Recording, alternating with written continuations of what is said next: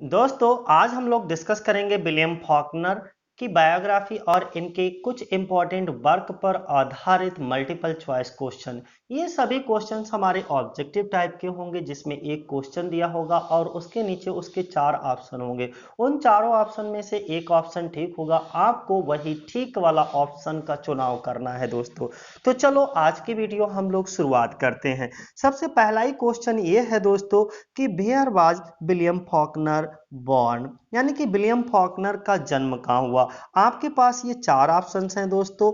Okay, चारों options में से एक ऑप्शन चूज करना है। तो दोस्तों विलियम फॉकनर का जो जन्म हुआ था वो मिसिसिपी में हुआ था। बी ऑप्शन क्या होगा, सही होगा। कहाँ हुआ था, मिसिसिपी में।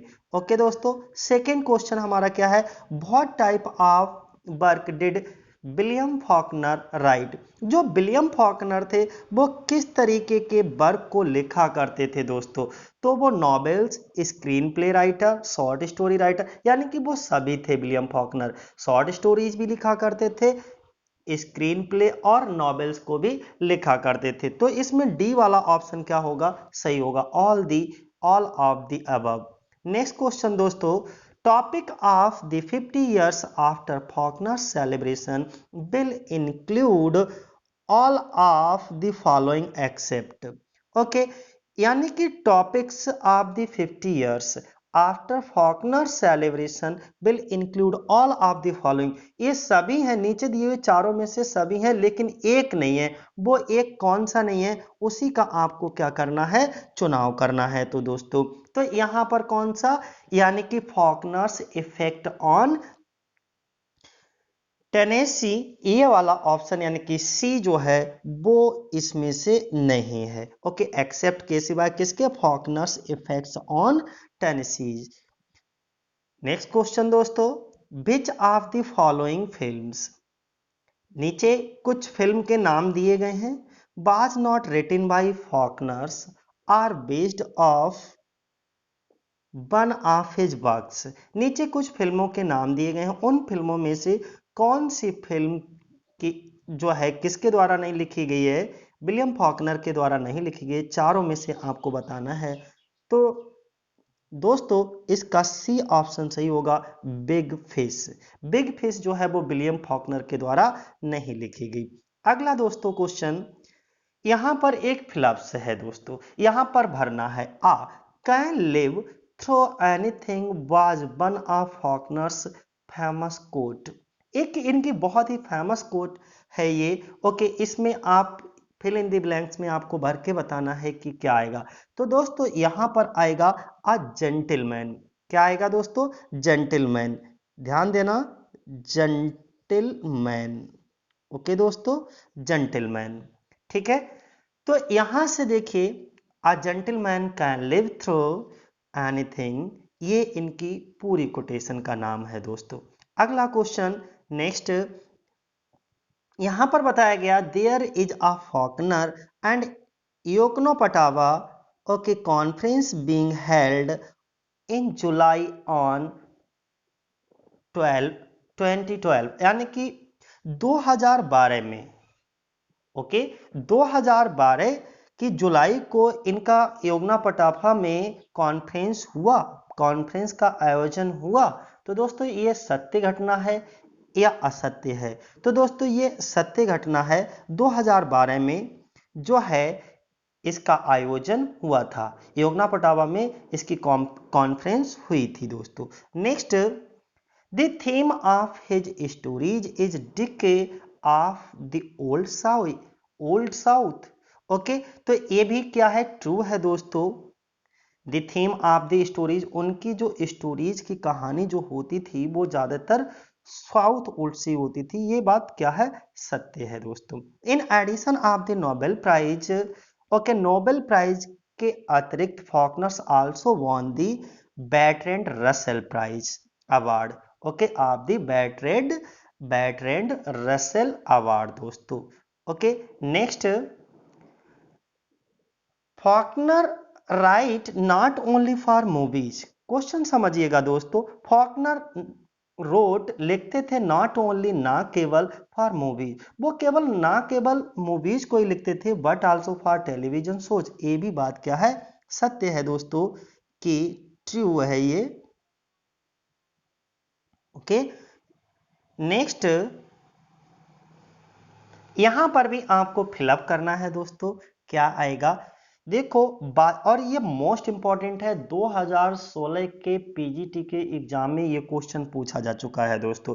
बाद fictional county that Faulkner made up based on his childhood home. तो योकना पटावा काउंटी क्या भरा जाएगा दोस्तों, Yoknapatawpha county. Next question, which of the following was not written by Faulkner. नीचे चार ऑप्शन दिए गए हैं, चार ऑप्शंस में से कौन सा ऐसा ऑप्शन है जो फॉकनर के द्वारा नहीं लिखा गया, तो सी वाला कॉमन सेंस जो है वो फॉकनर द्वारा नहीं लिखा गया दोस्तों। Faulkner dropped out the college before receiving his degree. ये भी बात कैसी है दोस्तों, सत्य है कि फॉकनर ड्रॉप्ड आउट निकाल दिया गया of college before receiving his degree, अपनी डिग्री प्राप्त करने से पहले ये कॉलेज से निकल गए दोस्तों। तो ये भी घटना कैसी है, सत्य है। When Faulkner first moved to California, he was planning on writing which of the following। जब वो कैलिफोर्निया के लिए मूव हो रहे थे, ओके, तब उनको क्या लिखने की योजना बनाई थी, तो दोस्तों screen plays. C option is correct, क्या होगा, स्क्रीन प्लेज दोस्तों। अगला, although faced with temptation throughout the war, Faulkner remained sober through the entirety of his life। इसमें आपको बताना है दोस्तों, ये कैसा ऑप्शन है, ये फॉल्स है इसका, ये क्या है, फॉल्स है दोस्तों। Next, William Faulkner's last name was not always Faulkner. ये सत्य बात है कि विलियम फॉकनर का लास्ट नेम जो है वो हमेशा फॉकनर नहीं है। ओके, तो ये क्या है, ट्रू है दोस्तों। Faulkner was denied entrance into the United state army, यानी कि जो यूएस आर्मी थी उसमें फॉकनर को प्रवेश को लेकर के मना कर दिया गया। सही बात है, इनकी छोटी सी हाइट को लेकर के इन्हें उसमें मना कर दिया गया, तो ये भी कैसी घटना है, ट्रू घटना है दोस्तों। अगला हम बात करेंगे कि विच of the following colleges was attended by Faulkner. ये चार ऑप्शंस दिए गए हैं, इन चार ऑप्शंस में से विलियम फॉकनर ने कौन से कॉलेज से शिक्षा ग्रहण की, तो यूनिवर्सिटी ऑफ मिसिसिपी। ये वाला ऑप्शन कैसा होगा दोस्तों, सही होगा ये वाला। Next, in what year did William Faulkner win the Nobel prize. दोस्तों विलियम फॉकनर ने कौन से वर्ष नोबेल प्राइज जीता, तो दोस्तों 1949 में। लेकिन ये अपना नोबेल प्राइज 1950 में अपनी बेटी के साथ स्टॉकहोम लेने गए थे दोस्तों। अगला, how many novels does Faulkner have on the 100 best English language novel of the 20th century list. तो इनके दोस्तों ये कितने नोबेल थे, टोटल 3 नोबेल थे, यानी कि सी ऑप्शन आपका क्या हो जाएगा, सही हो जाएगा दोस्तों। Next, which of Faulkner's 13 Nobel was the last. Okay, जो फॉकनर ने दोस्तों 13 नोबेल लिखे थे, 13 नोबेल्स में से इनका जो है अंतिम नोबेल कौन सा था, तो दी रिवर्स दोस्तों, जिसमें ग्रीन कलर का है वो सही है, यानी कि दी रिवर्स वाला ऑप्शन इज राइट दोस्तों। नेक्स्ट, अगला हम बात करेंगे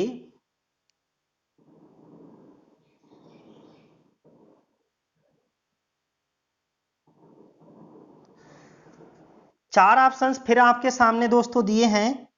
ओके, पहला है for which major motion starring Humphrey Bogart did Faulkner write the screen play. तो ये था दोस्तों द बिग स्लीप, ध्यान रखना कौन सा था दोस्तों, the big sleep. Okay, next हम बात करेंगे इनका, नेक्स्ट था कि what style of writing did Faulkner most frequently employ. तो स्ट्रीम ऑफ कॉन्शियसनेस, ये कौन सी टेक्निक से लिखा करते थे अपने नॉवेल्स वगैरह, अपनी राइटिंग में किस स्टाइल को, तो स्ट्रीम ऑफ कॉन्शियसनेस। ध्यान रखना दोस्तों, कौन सा ऑप्शन सही होगा? ये वाला ऑप्शन सही होगा दोस्तों, स्ट्रीम ऑफ कॉन्शियसनेस। ध्यान रखना कौन सा ऑप्शन सही होगा? Stream of consciousness. ओके दोस्तों, तो अब आपको बहुत अच्छे से समझ भी आ गया होगा। और अगला क्वेश्चन की हम बात करेंगे दोस्तों, तो अगला, okay, where was Faulkner born? तो फॉकनर का जन्म दोस्तों कहाँ हुआ? चार ऑप्शंस आपके सामने दिए गए हैं, जिसमें से जो नीला यानी कि मिसिसिपी, ए वाला ऑप्शन क्या होगा आपका दोस्तों? सही होगा। अगला हम बात करेंगे, where where is William Faulkner buried? William Faulkner को जलाया कहाँ गया दोस्तों? तो Saint Peter's cemetery in Oxford. कहाँ जलाया गया दोस्तों? Saint Peter's cemetery in Oxford. Clear हो गया होगा दोस्तों, कहाँ जलाया गया? Saint Peter's cemetery in Oxford. अगला नेक्स्ट क्वेश्चन हमारा है दोस्तों, what was the name of Faulkner's first novel? Faulkner के सबसे पहले नॉवेल का नाम क्या है? तो सोल्जर्स पे दोस्तों। क्या याद रखोगे? सोल्जर्स पे। नेक्स्ट क्वेश्चन हमारा, which novel claims which novel claims to about its author 4 year with Faulkner? तो चार ऑप्शन नीचे दोस्तों दिए गए हैं, चार ऑप्शन में से कौन सा ऑप्शन सही होगा हमारा? The writing by John Williams. Okay, तुमने देखा होगा इनके दो के साथ प्रेम संबंध, बहुत ज्यादा अफेयर चले थे, उनमें से एक जुआन विलियम्स भी थी। ठीक है, अगला क्वेश्चन दोस्तों,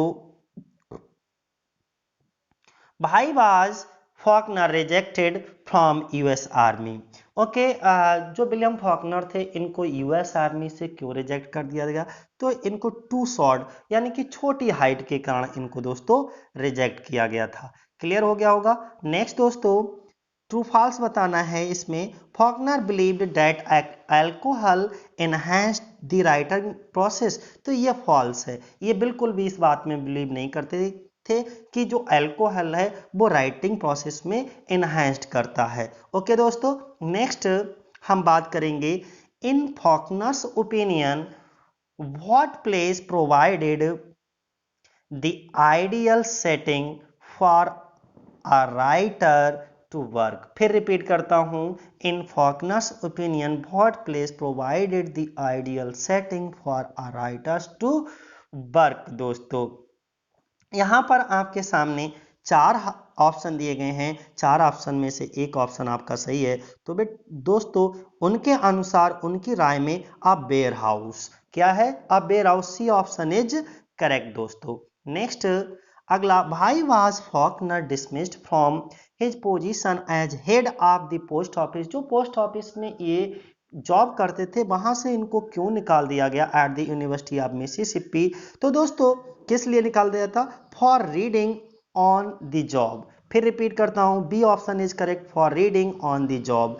नेक्स्ट क्वेश्चन दोस्तों, What novel did Faulkner published with the help of his friend Sherwood Anderson? इनके एक दोस्त थी शेरवुड एंडरसन, जिनको अल्कोहल, ये बहुत ज्यादा अल्कोहलिक थे और इस हैबिट के कारण ये दोस्त इनको छोड़ करके चली गई। तो वो नॉवेल कौन सा था दोस्तों जिसमें शेरवुड एंडरसन ने फॉकनर को पब्लिश करने में बहुत ज्यादा मदद की थी? तो वो दोस्तों था इनका सबसे पहला नॉवेल द सोल्जर्स पे। कौन सा था दोस्तों?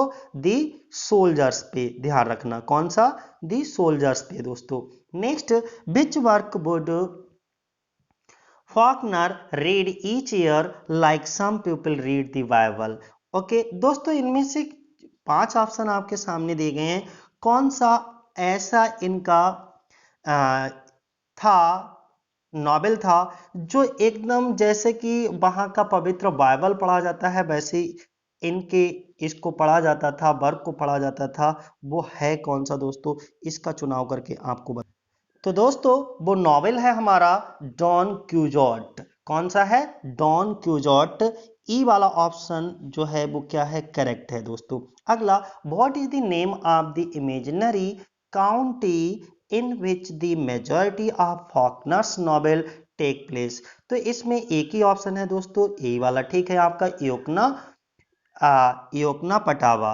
Next, what work was the writer referring to when he stated even before sitting down in front of the paper and writing the first word I know which had to be the last।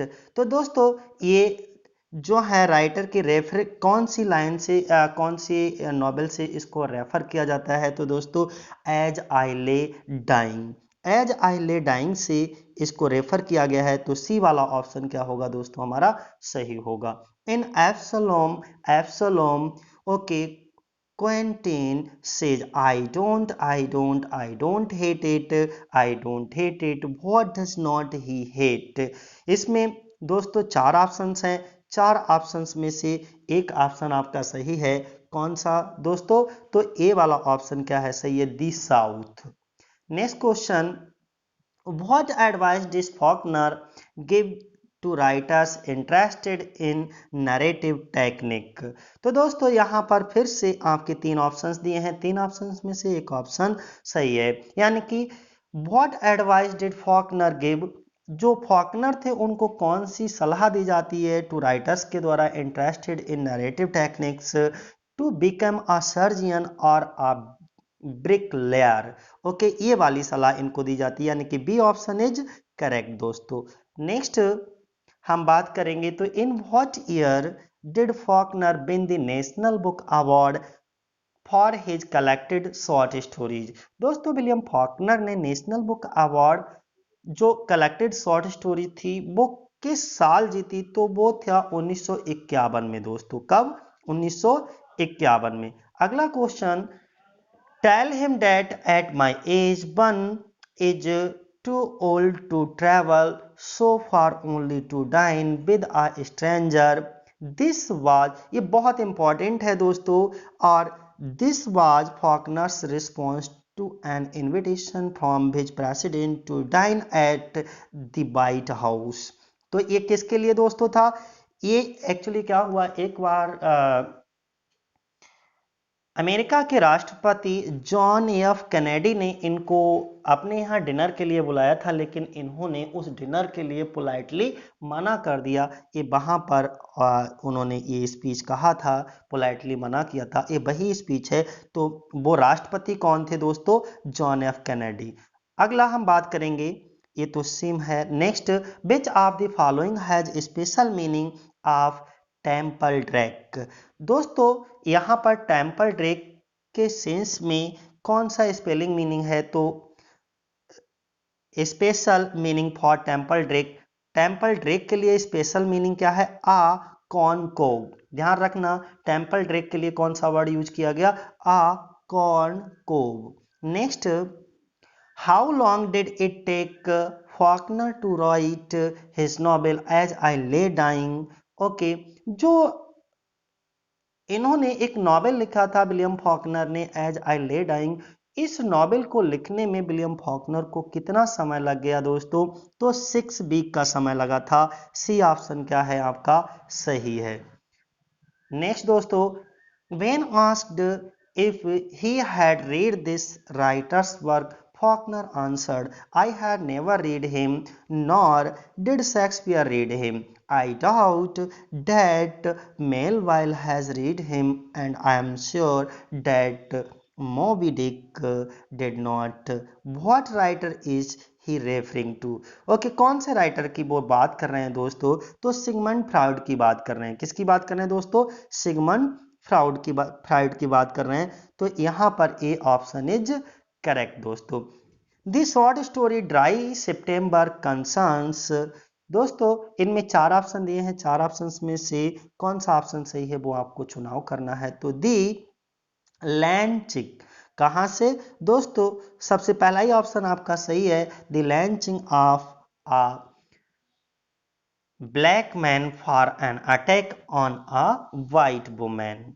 Next दोस्तों, the principal figure of the hamlet. देखो hamlet जो है वो William Shakespeare की है, और दी Hamlet जो है वो किसकी है, William Faulkner. End of the whole synopsis trilogy is.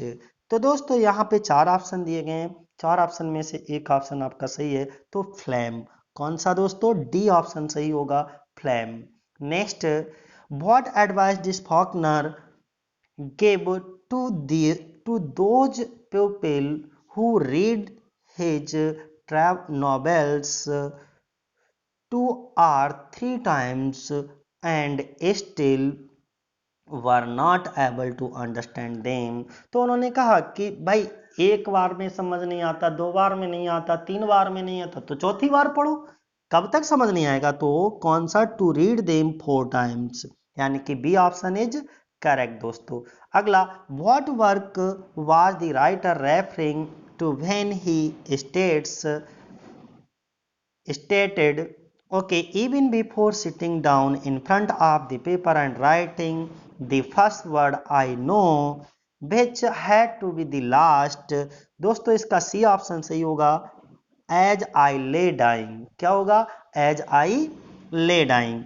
अगला बात करेंगे, of which story did Malcolm Cowley write, it is the only other story of Mississippi that can be said beside Huckleberry Finn without shrivelling under the comparison. तो दोस्तों इनमें फिर से तीन option है, तीन ऑप्शन में से एक ऑप्शन आपका सही है, तो वो कौन सा होगा दोस्तों? Old man. कौन सा होगा? B option is correct, old man. अगला हम बात करेंगे आपसे, what was the name of the film based on the novel century? William Faulkner का एक नॉवेल का नाम जो सेंचुरी इन्होंने लिखा था, उस पर एक मूवी बनी थी। उस मूवी का क्या नाम था दोस्तों? सेंचुरी पर आधारित मूवी कौन सी है? तो ध्यान रखना दोस्तों, the story of Temple Drake. Century novel पर आधारित मूवी का नाम क्या था? The story of Temple Drake. Okay, Faulkner wrote a film script based on crime noir novel by which one of the following authors? तीन option फिर आपके सामने है दोस्तों, तो इसमें थे रेमंड चैंडलर। कौन थे? रेमंड चैंडलर, यानी कि B option is correct. Next, in Faulkner's opinion what place provided to ideal setting for a writer to work? तो दोस्तों इसमें भी C option is correct, a war house. Next हम बात करेंगे, okay, this novel tells the story of Thomas Sutpen. At its heart is the mystery of a murder. तो इसमें से कौन सा? अब्सलम 1936 दोस्तों, ये वाला ऑप्शन आपका क्या होगा? सही होगा, यानी कि डी ऑप्शन इज करेक्ट। अगला हम बात करेंगे दोस्तों, समझिए, दी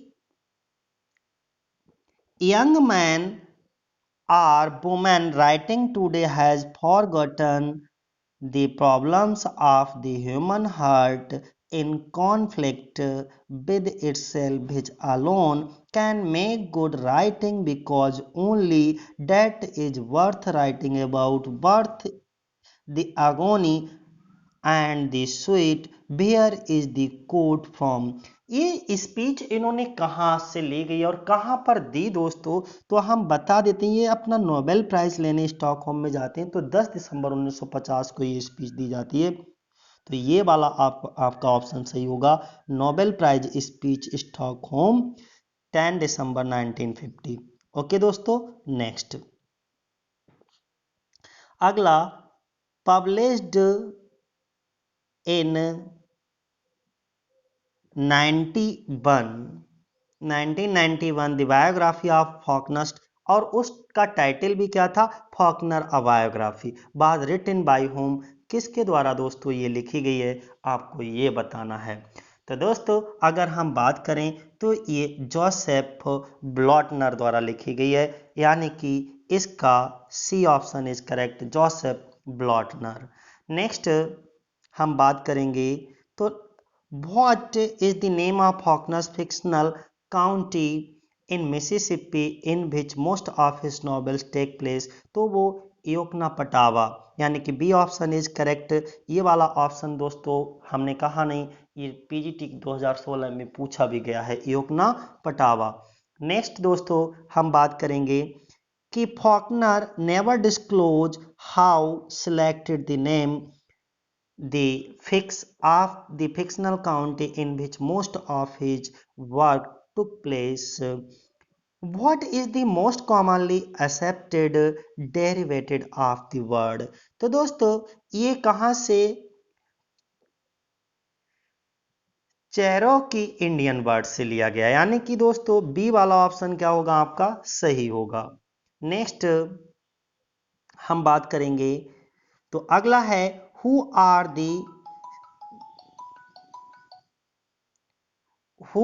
दी subject of Faulkner's Nobel Absalom. दोस्तों जो अब्सलम इनका नोबेल था उसका क्या सब्जेक्ट था दोस्तों, हम उसकी बात करेंगे। तो अगर हम उसकी बात करते हैं, चार ऑप्शंस आपके सामने हैं, देखो चारों ऑप्शंस में से एक ऑप्शन आपका सही होगा। तो कौन सा है? Sutpens and Compsons. Sutpens and Compsons, B option is correct दोस्तों।